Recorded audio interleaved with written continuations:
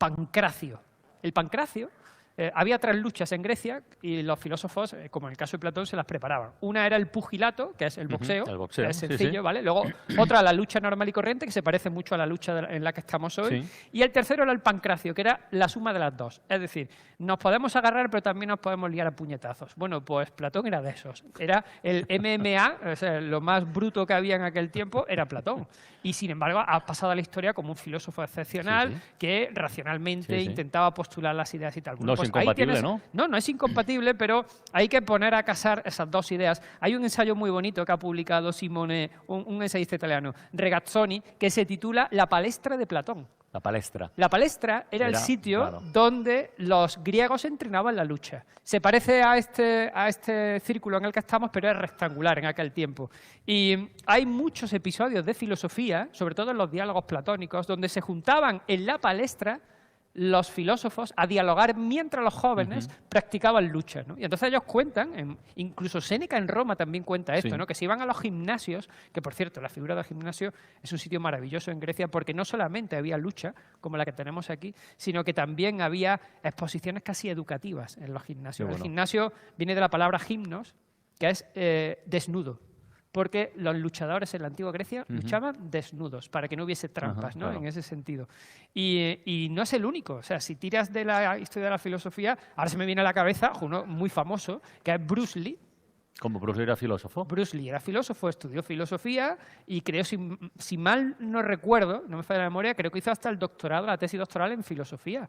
Y luego lo que él hizo con las artes marciales, de hecho se llaman artes marciales. Fíjate que no se llama el arte de la guerra, en el fondo no deja de ser una especie de humanismo artístico. Eso me sugiere, como Bruce Lee nos lleva al cine, por razones obvias, te voy a juntar 2 conceptos. Te voy a juntar el concepto de la lucha sana, digamos, como la que puede darse aquí, la lucha leonesa, y la lucha de clases. Y esos 2 conceptos coincidían en una película que mucha gente recordará, con Brad Pitt y Edward Norton, que es El Club de la Lucha. Quiero en el Club de la Lucha a los más fuertes y más listos de la zona. Veo mucho potencial, pero está desperdiciado. Toda una generación trabajando en gasolineras, sirviendo mesas o siendo esclavos oficinistas. La publicidad nos hace desear coches y ropas. Tenemos empleos que odiamos para comprar mierda que no necesitamos. Somos los hijos malditos de la historia, desarraigados y sin objetivos. No hemos sufrido una gran guerra, ni una depresión. Nuestra guerra es la guerra espiritual.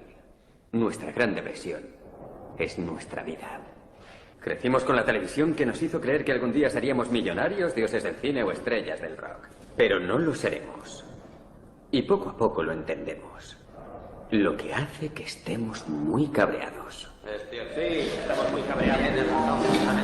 Esta peli tiene años, pero la reflexión es perfectamente válida para hoy, ¿eh? Es contemporánea la reflexión. Pero es otra mirada de la lucha, ¿eh? Sí, pero es otra lucha que yo creo que todavía sigue vigente en el ideario de muchas personas. La lucha de clases. Decía Marx que la violencia es la comadrona de la historia. Tú fíjate, la violencia es la comadrona de la historia, porque decía que llegaba un momento en el que seguramente los que tienen los medios de producción, los propietarios de los medios de producción, pues no iban a ceder voluntariamente a aquellos medios de producción al proletario, ¿no? Y entonces la única manera de poder quitárselos era pues por medio de la violencia, que es una de las reflexiones de fondo que deja ahí Brad Pitt cuando dice estamos muy cabreados, ¿no? ¿Qué vamos a hacer? Bueno, pues al final entra en la lucha. Pero hay una significación que me ha parecido muy interesante en ese pequeño monólogo que hace, que tiene que ver con el consumo, con esta sociedad contemporánea donde la lucha por la identidad, ¿no? Esa identidad que el pueblo que tenemos detrás ahí inundado, ¿no? Hizo que desapareciera. Hoy yo creo que se está enfocando mucho desde el plano de singularizarse a toda costa y a toda manera, especialmente en el mundo digital. Es decir, yo creo que se está luchando, la lucha contemporánea está muy enfocada también en el yo, en intentar que de alguna manera te visibilices, aunque sea en el plano mediático, ¿no? Y se están viendo barbaridades en ese plano de la singularidad del avatar, que yo denomino avatar.